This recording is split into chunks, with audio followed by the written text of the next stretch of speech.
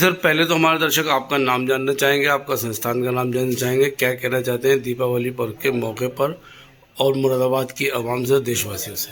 मेरा नाम सतीश अरोड़ा है और मैं प्रेम जोड़िया प्रेम वंडरलैंड क्लास का डायरेक्टर हूँ। दीपावली अंधेरे से उजाले की तरफ जाने का पर्व है और मेरी प्रभु से प्रार्थना है कि सभी जगह ये संपन्नता का प्रतीक है और हर जगह अपनी संपन्नता फैले और हर आदमी संपन्न हो।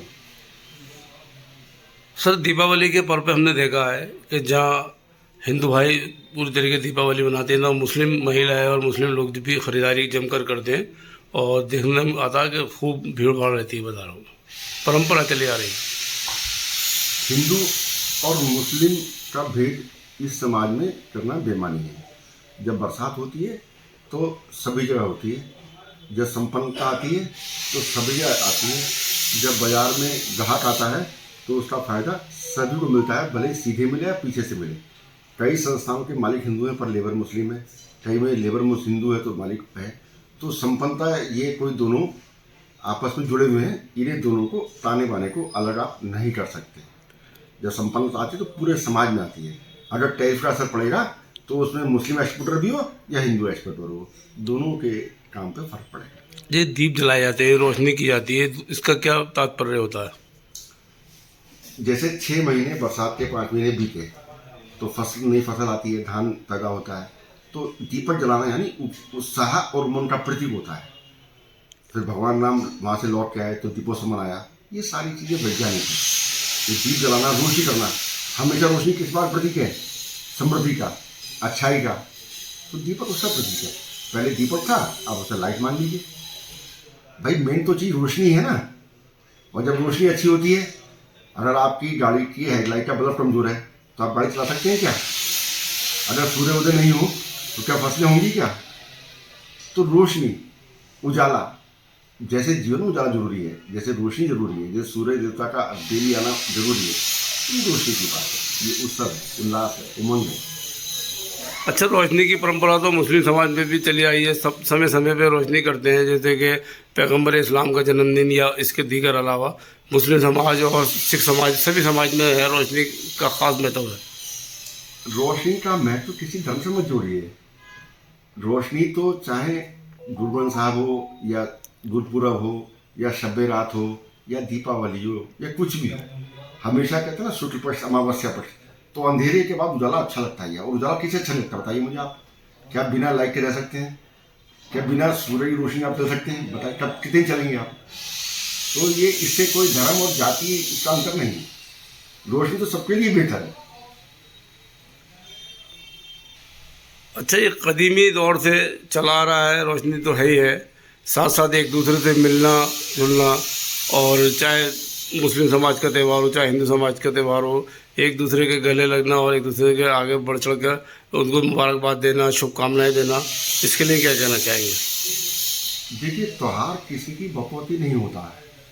यदि उमंग उत्साह बाजार में भीड़ है तो उनके पीछे जो वेंडर हैं, जो उनके पीछे काम करने लोग हैं, कोई पूछता है क्या हिंदू है मुसलमान है? या पीतल की मूर्तियाँ बिकती हैं तो बना जानता है कोई दीपदान बिकते हैं पीतल के, कोई जानता है उसे बनाना हिंदू है मुसलमान है? वो चीज़ जो बाजार में आती है उसका मुनाफा तो नीचे तक जाता है ना।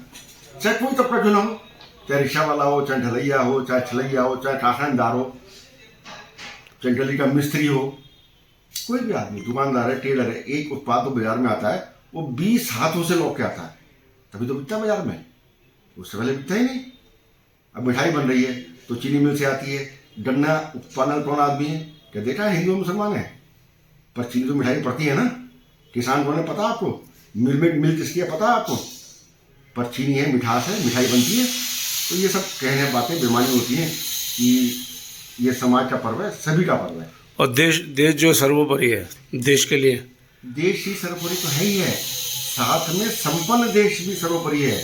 आप पे बहुत कुछ हो पर खाने को रोटी ना हो, रहने को मकान ना हो, अभाव में हो, तो देश तो चाहिए। देश तो पहले है ही है, पर संपन्न देश चाहिए, परिपूर्ण देश चाहिए, खुशहाल देश चाहिए, उद्योगफुल देश चाहिए, चेहरे पे मुस्कान हो वो देश चाहिए।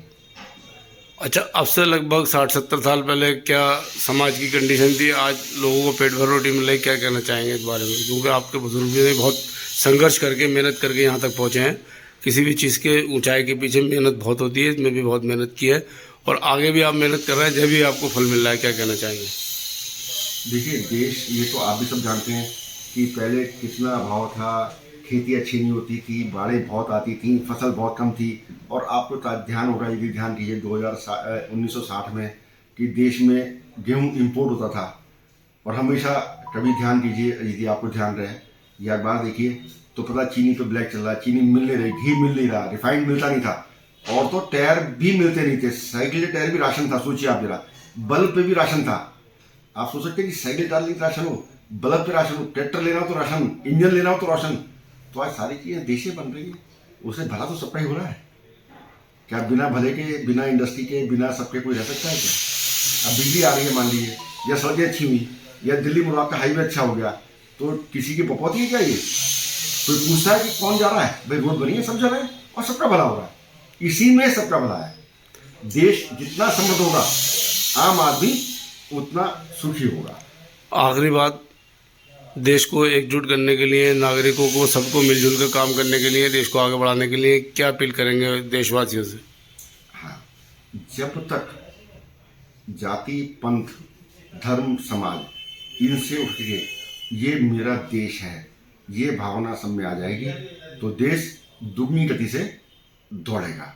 जब इंजन जोरदार होता है ना, तो जितनी स्पीड इंजन की होती है, डिब्बे भी उसी स्पीड से चलते हैं। यदि इंजन ढीला होगा तो डिब्बे भी उस मुकाम पे नहीं पहुंच सकते।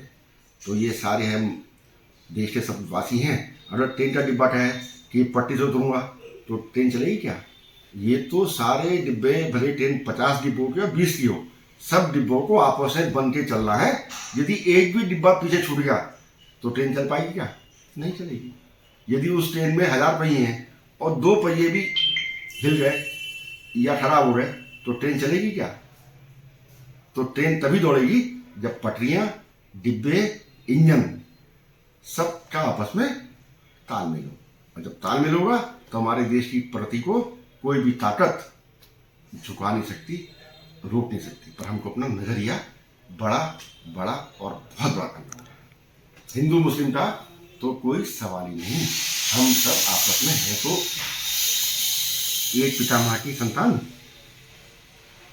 हम माने या ना माने, बस हमें अपनी नीच स्वार्थों से मैं पुनः सभी देशवासियों को दीपावली की पावन बेला पर उनके सुखद भविष्य की कामना करता हूँ। और मेरे देश का हर एक नागरिक संपन्न हो, किसी को कोई अभाव ना हो, किसी को कोई दुख ना हो, कोई परेशान ना हो, सब में सद्भाव बना रहे। बस यही मेरी परमपिता परमेश्वर से प्रार्थना है। तो ये थे सतीश कुमार जी, जिनकी भावनाएं सामने नजर आई। पहली भावना देशभक्ति की और भाईचारे की, मोहब्बत की, प्यार की, एकजुट होकर देश को आगे बढ़ाने का काम करने की प्रेरणा दी। उन्होंने अपने ख्यालात का इजहार किया। इसी तरीके से हर व्यक्ति भारत का अगर अपने ख्यालात का इजहार करे और लोगों को आगे बढ़ने का मौका दे तो देश संपन्न होने में और देश आगे बढ़ने में कोई कमी नहीं रहेगी। तहलका न्यूज़ चैनल, मुरादाबाद।